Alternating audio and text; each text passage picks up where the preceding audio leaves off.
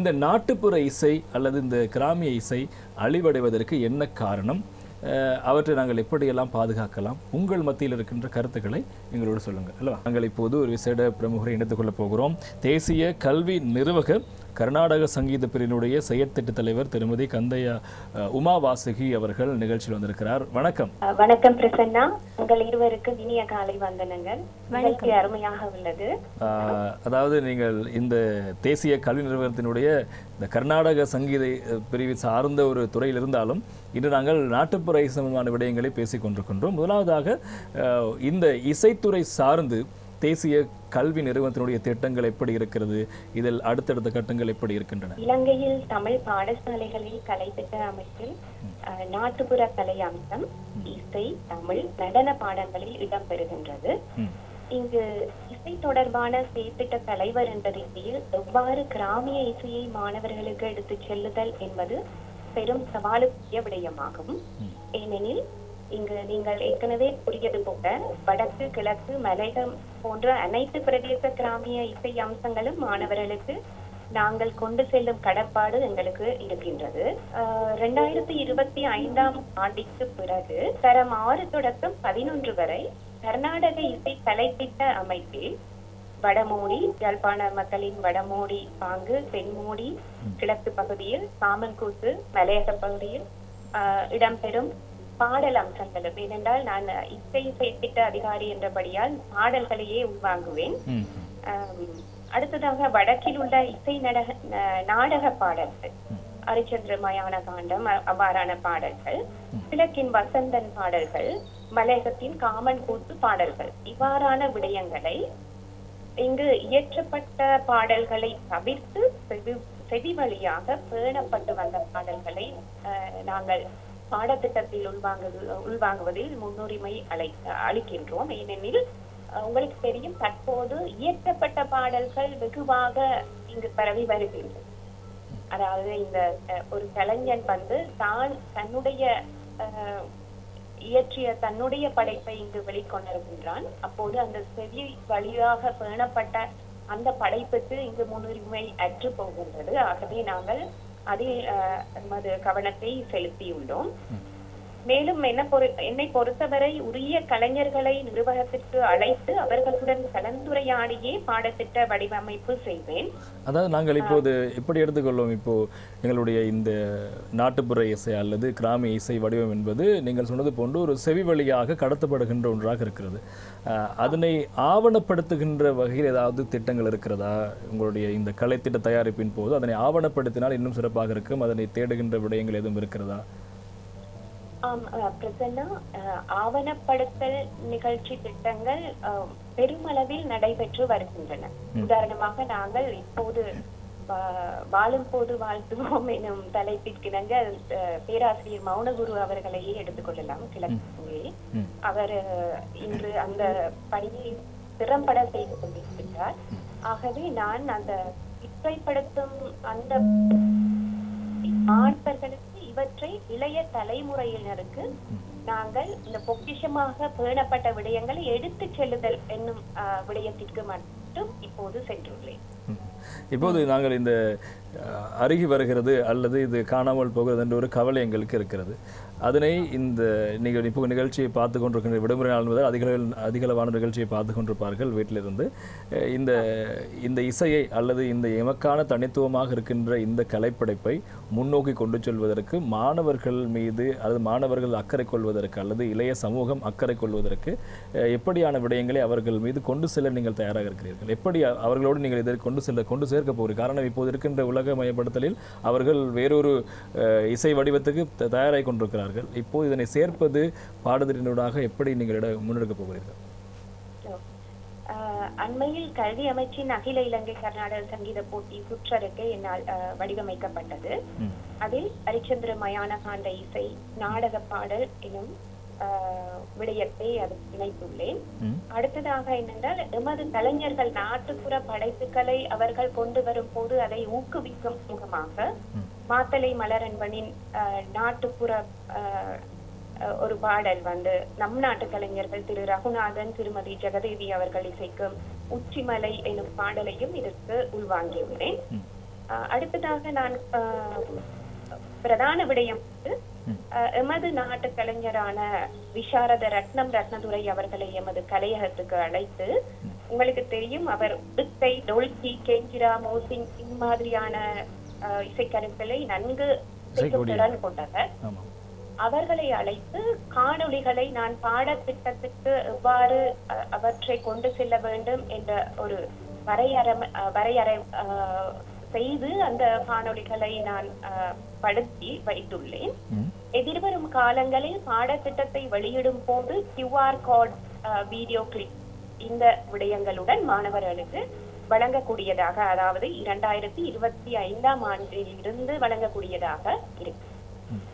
நாங்கள் இன்றைய நாள் இந்த அதாவது நாட்டுப்புற இசை சம்பந்தமான ஒரு நாள் என்பதால் இந்த இசைத்துறை சார்ந்து எங்களுடைய எந்த மாற்றத்தையும் ஏற்படுத்த வேண்டும் என்றால் கல்வித்துறையினூடாகத்தான் அதை முன்னெடுக்க முடியும். எனவே இந்த கலை திட்டங்களை தயாரிக்கின்ற தேசிய கல்வி நிறுவனத்திலிருந்து அது தொடர்பான ஒரு அதிகாரி எடுத்துக் கொண்டால் சிறப்பாக இருக்கும் என்று நாங்கள் எண்ணினோம்.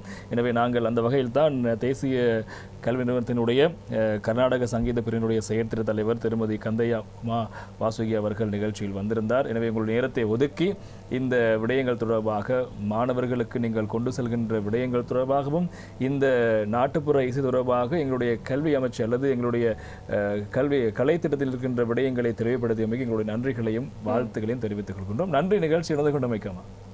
நன்றி பிரசன்னா. நன்றி இருவருக்கும். நன்றி. விரிவாக கூறியிருந்தார். நிச்சயமாக கல்வித்துறையினூடாக மட்டும்தான் அதை மாற்றத்திற்கு கொண்டு வர முடியும் என்றும் நீங்களும் கூறியிருந்தீர்கள், அவரும் கூறியிருந்தார். நிச்சயமாக கல்வி என்பது மிகவும் முக்கியமானது. அதனூடாகத்தான் மாணவர்களுக்கு அதை புரிய வைப்பதற்கான வாய்ப்புகளும் காணப்படுகிறது இல்லையா பிரசன்னா? நிச்சயமாக எங்களுடைய ஆரம்பமே அங்குதான். அதாவது நாங்கள் ஆரம்பம் சொல்லும், அதாவது நாங்கள் அங்கிருந்து தான் வந்திருக்கின்றோம். எங்களுக்கு இயல்பாகவே எங்களுக்குள் இருக்கிறது, டிஎன்ஏ போன்று இயல்பாகவே எங்களுக்குள் இது தொடர்பான அறிவும், இது தொடர்பான ஒரு நோக்கமும், இது தொடர்பான ஒரு ஆசையும் எல்லாமே எங்களுக்குள் இருக்கிறது. ஆனால் நாங்கள் இப்போது ஒரு மேலாடை போர்த்தி வைத்திருப்பதை போல் இருக்கிறோம். அதனை வெளிக்கொண்டு வருவதற்கு அறிவினூடாகத்தான் வெளிக்கொண்டு வர முடியும். அதனை செய்கின்ற தேசிய கல்வி நிறுவனத்துக்கு நாங்கள் நன்றிகளை தெரிவித்துக் கொண்டு நிகழ்ச்சியில் நாங்கள் இன்னும் பேசலாம். மலையக நாட்டுப்புற பாடல்கள் சம்பந்தமான அந்த இங்கு இருக்கின்ற பொக்கிஷம் அழிந்துவிடக்கூடாது என்று இதுவரை பிடித்து வைத்துக் கொண்டிருக்கின்ற மலைநாட்டு நாட்டுப்புற ஆய்வாளர் கே விமலநாதன் அவர்கள் இப்போது எங்களோட நிகழ்ச்சி நடந்து கொள்கிறார். வணக்கம் ஐயா. எப்படி இருக்கிறீங்க ஐயா? நல்ல சுகமா இருக்கும். சொல்லுங்கள் ஐயா, உங்களை பற்றி கொஞ்சம் எங்களுக்கு ஒரு அறிமுகத்தை வழங்குங்க. நான் ஒரு தோட்ட தொழிலாளியாகத்தான் இருக்கிறேன். நான் சாதாரண தரம் வரைக்கும் படிச்சிருக்கேன். சரிங்க ஐயா.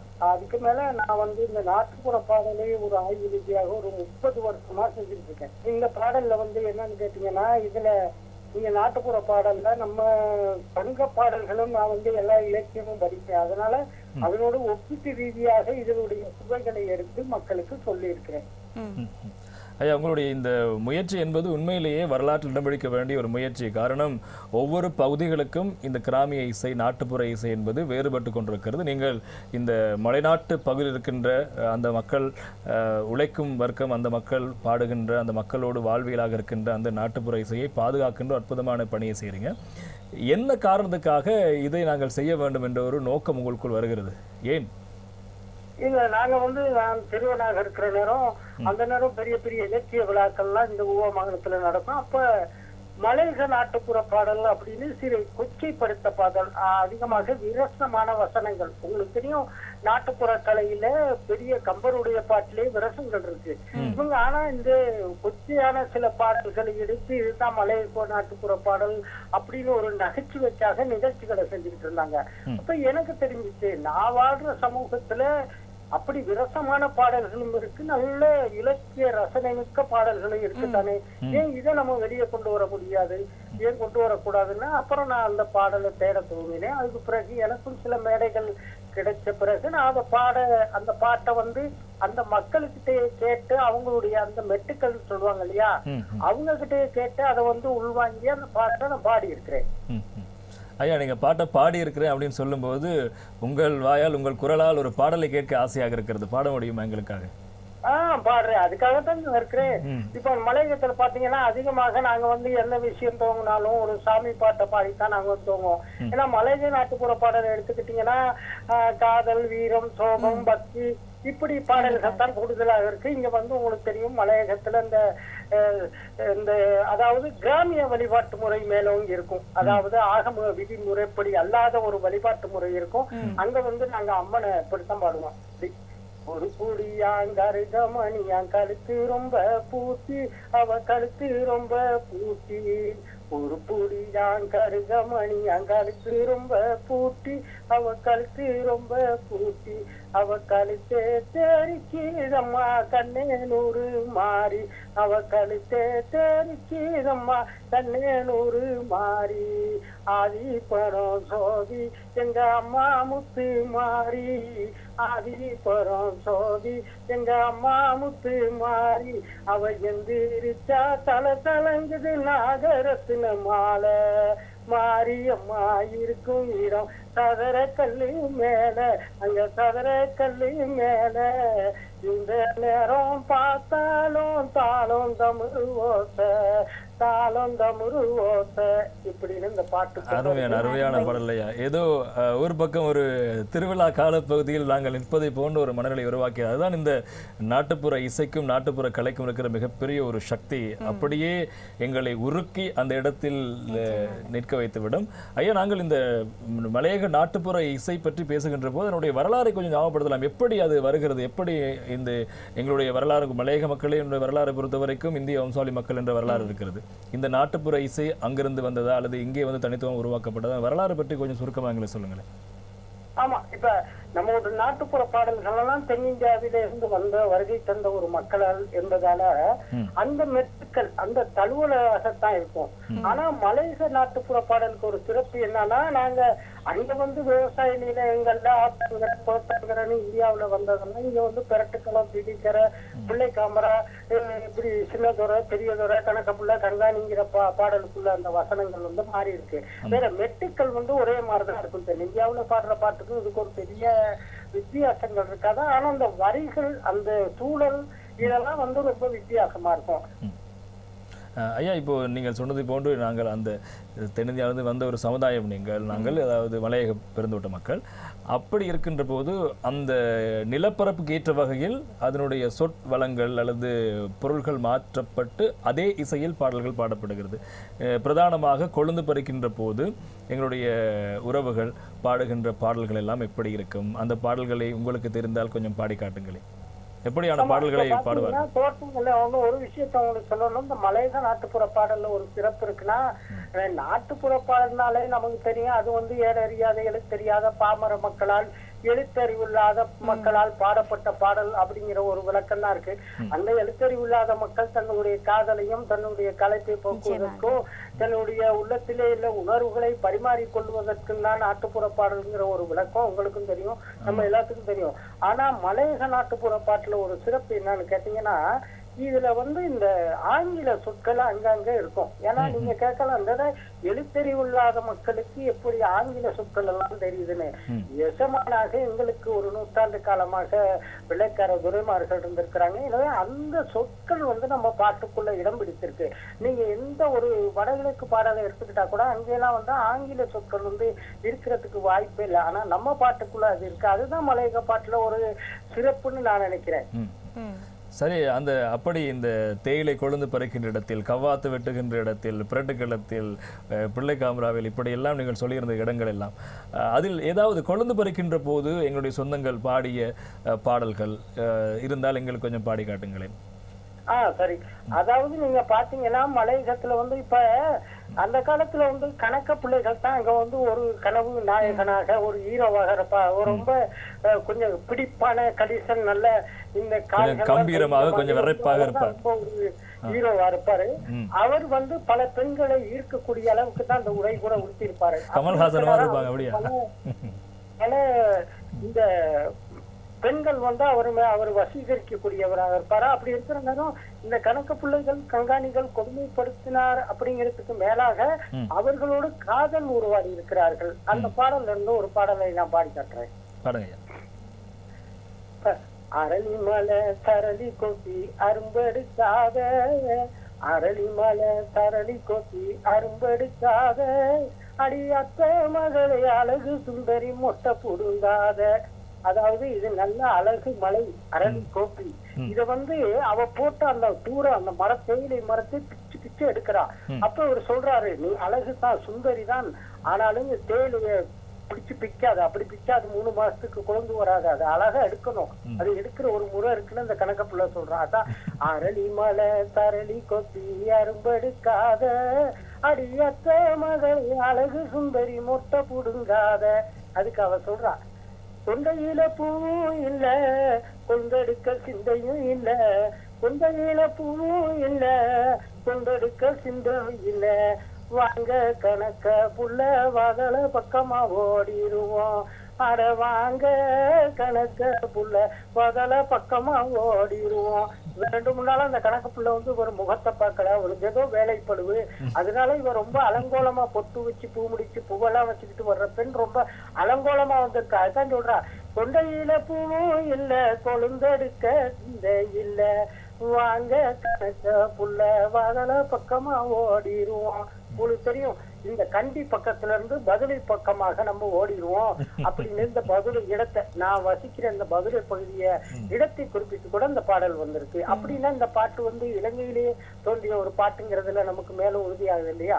நிச்சயமா நிச்சயமாக. அதாவது நீங்கள் இந்த பாடல்களை பாடுகின்ற போது அப்படியே அந்த தேயிலை மலைக்குள் எங்களை கொண்டு சேர்ந்து இந்த நிகழ்ச்சி இந்த அப்படியே இந்த இடம் அப்படியே தேயிலை மலைக்குள் இருப்பதை போன்ற ஒரு இயல்பை ஒரு உணர்வை எங்களுக்குள் ஏற்படுத்தி இருக்கிறது. ஐயா, இந்த நாட்டுப்புற இசை நாங்கள் இந்த நிகழ்ச்சி இந்த தினம் பேசுவதற்கு முக்கியமான காரணம் கூட எங்களுடைய இப்போது இருக்கின்ற இளம் தலைமுறை மத்தியில் இந்த நாட்டுப்புற இசைமான ஒரு அறிவோ அல்லது அது தொடர்பான ஒரு தாக்கமோ இல்லாமல் போயிருக்கிறது. காரணம் சினிமா பாடல்கள் சார்ந்த இசை, ரசனை மாறுபட்ட விதம்.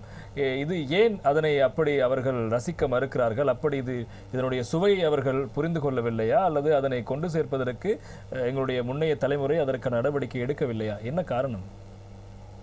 இல்ல, அதாவது காரணம் வந்து இன்னைக்கு உள்ள ஒரு தொழில்நுட்ப முன்னேற்றம் தான். இன்னைக்கு வந்து எல்லாமே வளர்ச்சி அடைஞ்சிருக்கு. இப்ப நாங்க சிறுவர்களாக 8 வயசா இருக்கும் பொழுது லயங்கள் நிமித்தமாக இருக்கும். அங்க வந்து இந்த மாதிரி இந்த மின்சார வசதிகள்லாம் இருக்காது. அப்ப வந்து அந்த அதிகமான அந்த தகரங்கள் அந்த உஷ்ணம் காரணமாக நாங்கெல்லாம் வந்து வெளியே வாசல்ல விளையாடுவோம். அப்போ வந்து இந்த முதியவர்கள் அன்றைய உள்ளவங்க வந்து நிலா வெளிச்சமா இருந்தா அன்னைக்கு வந்து வாசல்ல கும்மி அடிப்பாங்க. ஒரு பக்கம் பெண்கள் கோலாட்பட்டம் அடிப்பாங்க, ஒரு பக்கம் பாத்தீங்கன்னா உடுக்கை எடுத்து சாமி பாட்டு படிப்பாங்க, மறு ஒரு பக்கத்துல பாத்தீங்கன்னா அந்த பழைய திரைப்பட பாடல்களை பாடி அன்றைய இளைஞர்கள் வந்து திரைப்பட மியூசிக் போடுறது அப்படின்னு ஒரு விஷயத்த செஞ்சுக்கிட்டு இருப்பாங்க. அப்படி ஹார்மோனி பத்தி எல்லாம் வச்சு அப்படி வந்து அந்த நேரத்துல கேட்ட பாடல் தான் இப்ப நான் பாடிக்கிட்டு இருக்க பாடலாம். இப்ப இந்த ஒரு வாய்ப்பு இன்னைக்கு இல்லை. இன்னைக்கு வந்து உங்களுக்கு தெரியும், இன்னைக்கு எல்லாரும் இந்த செல்போன் பாவிக்கிறதும் தொலைக்காட்சி பார்ப்பது இப்படி அதுக்குள்ள ஒரு முடுங்கிட்டாங்க. பக்கத்து வீட்டுக்காரங்களோட கூட நாங்க இன்னைக்கு கதைக்கிறது இல்லை. வந்தா வீட்டுக்குள்ள இருந்து சாப்பிட்டு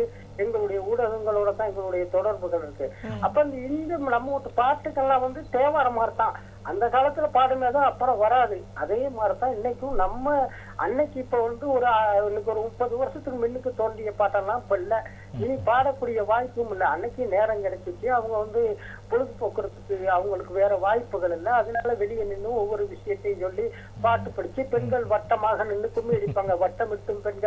வட்டமிட்டு பெண்கள் வலைகரங்கள் தாமொழிக்க பொட்டு இசைத்திடும் கூட்டம் பார்த்துன்னு பாரதியாருக்கு பாட்டுல கூட வருது. அப்படி பெண்கள் கூட்டமாக நின்று கூட்டமாக கும்மி அடிப்பாங்க. அப்படி கும்மி அடிச்ச பாடல் ஏராளமான பாட்டு என்கிட்ட இருக்கு. ஐயா, இப்போ இப்படி எடுத்துக்கிறோம் நாங்கள் வந்து இந்த பாட்டு. அதனால இப்ப வந்து அதுல இளைய தலைமுறைகளை நம்ம வந்து குறை சொல்வதா, அவங்களுக்கு அதுக்கான வாய்ப்புகள் இல்லை. எதுவுமே இல்லாட்டி தானே ஒரு விஷயத்தை தேடுவோம். அப்பதான் எல்லாம் இருக்குங்கிற ஒரு நிலைப்பாட்டுக்கு இன்னைக்கு நம்ம வந்துட்டோம். சரியா, இப்போது நாங்கள் இப்படி ஒரு வைத்துக்கொள்வோம். இப்போது இந்த இசை அல்லது இந்த கலை என்பது எங்களுடைய அடையாளம், ஒரு சமூகத்தினுடைய அடையாளம். அதை காக்க வேண்டிய பொறுப்பு எல்லோருக்கும் இருக்கிறது. இப்படியான ஒரு கலை அழிகிறது என்றால் அந்த மொழி அழிய போகிறது அல்லது அந்த இனம் அழிய போகிறது என்று ஒரு ஆபத்து இருக்கிறது. இதனை பாதுகாக்க வேண்டிய பொறுப்பு இன்றைய தலைமுறைக்கு இருக்கிறது. எனவே இன்றைய தலைமுறையில் இருக்கின்ற இந்த இளைஞ சமுதாயத்திற்கு இந்த நாட்டுப்புற இசை சம்பந்தமான ஆய்வுகளை செய்கின்ற, காக்க வேண்டும் என்று முயற்சிக்கின்ற நீங்கள் என்ன சொல்ல விளைகிறீர்கள்? இல்ல இப்ப இதை நானும் பல பாடசாலைகள்ல கூட சில ஆசிரியர்மார்கள் எனக்கு தெரிஞ்ச சிறிய நண்பர்கள் இருக்காங்க. அவங்க கூட்டிக் கொண்டு இன்னைக்கு படிக்கிற மாணவர்களுக்கு அதை என்னை வச்சு அதை அவங்க நடத்தி, இதுதான் நம்ம பாட்டு, இதுதான் நம்ம வரலாறு, இது நம்ம யாரார் விட்டு பாட்டெல்லாம் கேட்டுக்கிட்டு இருக்கோம், இது நம்ம பாட்டு, நம்ம சொந்த பாட்டு, நம்ம மூதாதையர்கள் பாடின பாட்டெல்லாம் அறிவுறுத்தி இருக்கிறாங்க. அது அவங்க ஒரு லெசனாக, ஒரு பாடமாகத்தான் நினைக்கிறாங்க. அந்த ஒரு பாடமாக ஒரு விஷயத்தை நினைக்கும் பொழுது அது நமக்கு ஒரு மகிழ்ச்சியை கொடுக்காது. அது ஒரு லெசன் தானே அப்படின்னு போயிடும். ஆனா அதுல ஒரு ஆளுமை, ஒரு இன்ட்ரெஸ்ட் வேணும், ஒரு வாழ்வியலை உருவாக்க வேண்டும். நாங்க அப்ப அப்படிப்பட்ட ஒரு யாரும் பிள்ளைக்கு இருக்கிற மாதிரி எனக்கு பெருசா தெரியல. ஏன்னா நானும் பலரை சந்திக்கிறேன். நாட்டுப்புற பாடல்னோடு என்னையவே கொஞ்சம் இது ஒரு நாட்டுப்புறத்தான், இந்த இப்படி இவங்க பழையதை மட்டும்தான் பாடுவாங்க, இவங்களுக்கு அந்த அதாவது கர்நாடக காலம்னு சொல்லுவாங்க இல்லையா, அந்த காலம் கோபி காலத்தை அப்படிப்பட்ட ஒரு காலத்திலேயே இருக்கிறாங்க. இப்ப நவீன காலத்துக்குள்ள ட்ரெண்ட்ஸ் அப்படின்னு ஒரு வார்த்தையை கூட இளைஞர்கள் பாதிக்கிறாங்க. அப்படியெல்லாம் அவங்க வரமாட்டேங்கிறாங்க. அப்படிப்பட்ட சொற்கள் இவங்க கிட்ட வரமாட்டேங்குது அப்படின்னு கூட எதிர்பார்க்கிறாங்க. அதனால அத என்ன சொல்றதுன்னு இப்ப இப்படி ஒரு விடயம் இருக்கிறது ஐயா. என்னன்னு சொன்னா, இந்த காலப்பகுதியில இந்த ட்ரெண்ட் அப்படின்னு சொன்னீங்க இல்லையா, அது எப்படின்னா பழைய விடயங்களை புதிதாக புதுப்பித்து கொண்டு வருகிற ட்ரெண்ட் இப்போது ஆரம்பமாக இருக்கிறது. இளைஞர்கள் மத்தியில் எங்களுடைய பழமை வரலாறை தேட வேண்டும் என்ற ஆர்வம் உருவாய்க்கொண்டே இருக்கிறது. அந்த ஆர்வத்தினூடாக இந்த நாட்டுப்புற பாடல்களும் மீண்டும் வரும் என்ற நம்பிக்கை எங்களுக்கு இருக்கிறது. இறுதியாக உங்களிடம் ஒரு அருமையான பாடலை கேட்க ஆசையாக இருக்கிறது. இன்னும் ஒரு பாடலை பாடுங்களேன். 1964 காலப்பகுதியில பாத்தீங்கன்னா, இப்ப 1960-70 காலப்பகுதியில கொஞ்சம் வளர்ச்சி மலையகத்துல அங்கங்க பாத்தீங்கன்னா கொஞ்சம் இந்த தொழிற்சங்கம் எல்லாம் மக்கள் திண்ணை பள்ளிக்கூடம்ல லயங்கள்ல வீடுகள்ல நாங்கெல்லாம் படிச்சு ஓரளவு படிப்பறிவு வந்த பிறகு கொஞ்சம் பாட்டுக்களை எழுத துவங்கிட்டாங்க. அந்த கொஞ்சம் அப்படி இருக்கிறனாலும் ஒரு புரட்சி பாடல். ஏன்னா நம்ம கிட்ட காதல், வீரம், சோகம் இப்படி ஏராளமான பாட்டு இருக்கா. இது கொஞ்சம் புரட்சியா இருக்கு. ஏன்னா இலங்கை இந்திய ஒப்பந்தம் வந்த பொழுது கூட கொஞ்சம் பேர் இந்தியாவுக்கும் கொஞ்சம் பேர் இலங்கையிலும் ஒரே குடும்பத்தை சார்ந்தவர்கள் அப்படி எல்லாம் அது பெரிய வரலாறு. அப்படியெல்லாம் வந்த பிறகு கொஞ்சம் பேர் சொல்லிட்டாங்க, நீங்க இலங்கையில உங்களுக்கு இடம் இல்ல, நீங்க நாட்டை விட்டு எங்கேயாவது கடல்ல உழுந்து சாவுங்க அப்படின்னு. அப்ப கூட நம்ம ஆளுங்க அத ஒரு மாதிரி எப்படி படிச்சிருக்காங்க. இப்ப இலங்கையில நாங்க பட்ட பாட்ட கேளுங்க, அந்த இங்கிலீஷ் காரன் செஞ்ச கேட்ட கேளுங்க, அந்த கேடு கட்ட போய் வெள்ளக்காரன் எங்களை இங்க விட்டுட்டு போயிட்டா, எங்களுக்கு ஒரு தெரியுமே இல்லை அப்படின்னாக்கா, இலங்கையில நாங்க பட்ட பாட்ட கேளுங்க, அந்த இங்கிலீஷ் காரன் செஞ்ச கேட்ட கேளுங்க, காடு வெட்டி தோட்டம் போட்டு கண்ணு போட்ட இந்தியர, நாடு வெட்டி தோட்டம் போட்டு கண்ணு போட்டு இந்தியர, நாடு விட்டு போக சொல்ல நியாயமுள்ளங்க உங்களுக்கு, இந்த இலங்கையில நாங்க பட்ட பாட்ட கேளுங்க, அந்த இங்கிலீஷ் காரன் செஞ்ச கேட்ட கேளுங்க, வீணா பிள்ளை கொத்தி கொத்தி மேலையும் வலிக்குதுங்க, இங்க மேல இங்கிலங்கி ஏறி இறங்கி காலும் வலிக்குதுங்க, அரை குத்தி அரிசி போட்டு கஞ்சி காய்ச்சிருங்க, உங்களை ஐயா சாமின்னு சொல்லிய எங்க காலமும் போகுதுங்க. இப்படி யாரையோ நாங்க ஐயா சாமின்னு சொல்லித்தான் எங்க காலம் போகுது. இப்படி இளைஞரை குழந்தை கேட்டு போட்டு பூட்டி வச்ச மாதிரி இந்த வெள்ளக்கார பைய வச்சுக்கிட்டானே அப்படின்னு மன விரும்பி பாடின பாட்டு தான் இந்த பாட்டு. ஆமாம், இதுக்கு கைத்தட்டி தான் அந்த கலைஞர்களை மகிழ்க்க வேண்டும் என்றால் இதுதான் விடயம். இன்றைய தினம் நாங்கள் இந்த நாட்டுப்புற இசை சம்பந்தமான ஒரு தினம் என்பதனால் உண்மையாக ஒரு நாட்டுப்புற கலைஞரை நாங்கள் அழைத்து வந்திருந்தோம். மலைநாட்டு நாட்டுப்புற ஆய்வாளர் கே விமலானந்தன் அவர்கள், நாட்டுப்புற பாடல்கள் தொடர்பான ஆய்வாளர் கே விமலானந்தன் அவர்கள் நிகழ்ச்சிக்கு வந்திருந்தார்.